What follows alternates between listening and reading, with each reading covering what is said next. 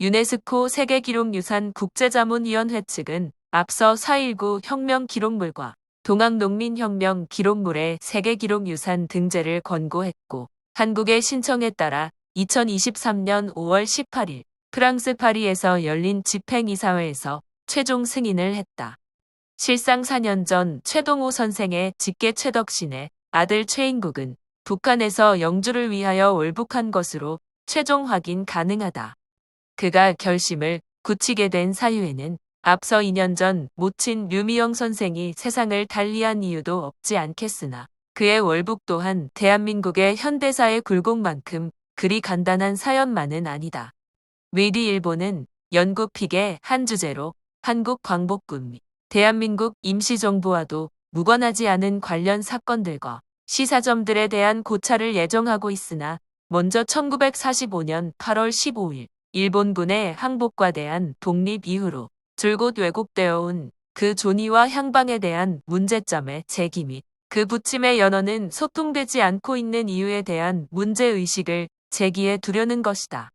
고종 임금 아래 이모군란의 발발로 흥선대원군이 복위하게 되었고 구식 군대의 군란을 진압한 청나라의 외교적 영향력 또한 강화되었으나 머지않아 대한제국은 결국 을사늑약 및 군대 해산의 수순을 겪게 된다. 현재 대한민국의 군대를 대한제국의 군대로 보는 사람은 물론 아무도 없다. 오히려 이미 인구에는 대한민국 국군의 3대 파벌로 광복군, 만군, 일본군이라는 수식과 셈본들이 회자되었으며 이미 모 교과서에도 게재되었다는 소문까지도 파다하였다. 그럼에도 현대 사회의 우리들은 임시정부의 마지막 주석 김구 선생의 암살 사망 이후 주석 이승만 선생의 대통령 당선 이후로는 더더욱 기억에서 원천봉쇄되었다.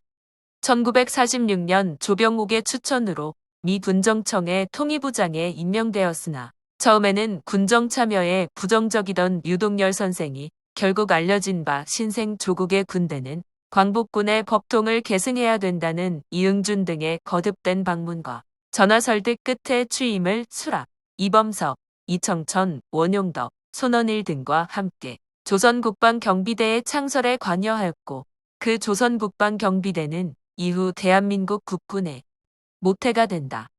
그러나 유동열 선생이 1946년 2월 14일 비상국민회의 국방위원장으로 선출되고 1949년 8월 20일 민족진영강화위원회 상무위원회에 선출되는 과정에서 국방경비대와 경찰 간의 체포 관련 분쟁이 발생하고 조병옥과도 갈등을 겪게 되면서 대한민국의 군대는 그 내부의 파벌 간 갈등과도 같이 이후 공산화되는 소련의 크레물린과 죽의 장막 중화인민공화국과는 전혀 또 다른 왜곡되는 향방의 그 내부의 실상과 외부의 선전선동의 실체와 진실을 가늠하기 힘든 전개를 맞이하게 되었던 것이다. 유동열 선생이 조선 양반 가문의 출신이 아닌 사병의 고위장교 임용을 반대하는 주역이었다고 증언하고 있는 미군정의 증언은 당시 당황을 주장한 미군 정부다. 한국 광복군과 대한민국 임시정부의 인사들에 대한 국민들의 당황은 김구 선생의 암살과 이승만 선생의 당선보다 더 놀라운 사실들도 아니었을지도 모른다. 안개 속에 서 있는 나무들과 같은 기억의 편린들로 작용하며 왜곡되는 향방으로 더더욱 인식당한 국민들의 기억들을 지배하게 되는 모든 단면적인 작용들과 그 팩트의 사실관계들은 결코 팩트 아닌 팩트에 지나지 않는다.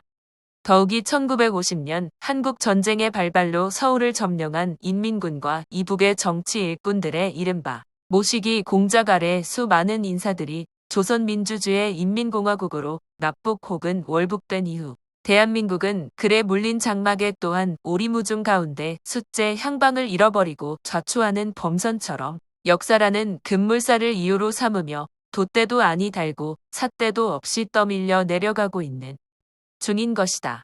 주로 경제를 전문으로 하는 아나운서 AI의 목소리로 더빙된 것입니다.